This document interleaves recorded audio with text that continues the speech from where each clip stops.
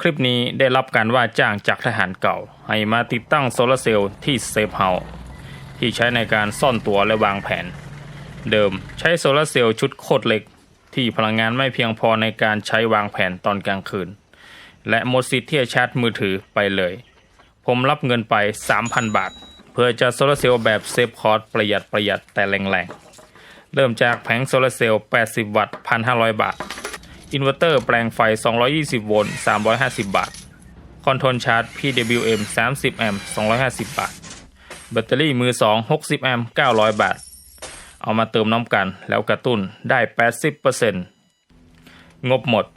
เลยต้องสำรองจ่ายค่าสายไฟฟ้าหลอดไฟและสวิตช์ไฟไปอีก 600 บาทงานจบงบบานอีกแล้ว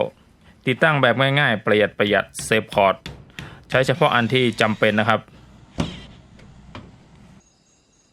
เปิดใช้งานไฟฟ้าแสงสว่าง LED 18 วัตต์ได้เหมือนไฟบ้านและชาร์จมือถือจากคอนโทรลชาร์จหรืออินเวอร์เตอร์ 220 โวลต์ที่จีนโวบอกว่า 1,500 วัตต์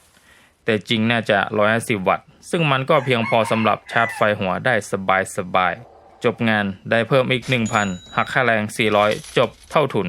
แต่สิ่งที่ได้มากที่สุดคือการได้มีคุณค่าต่อผู้คนได้ช่วยเหลือผู้คนนั่นแหละกำไรสวัสดีครับ HJ สารพัดสร้างนวัตกรรมแบบบ้าน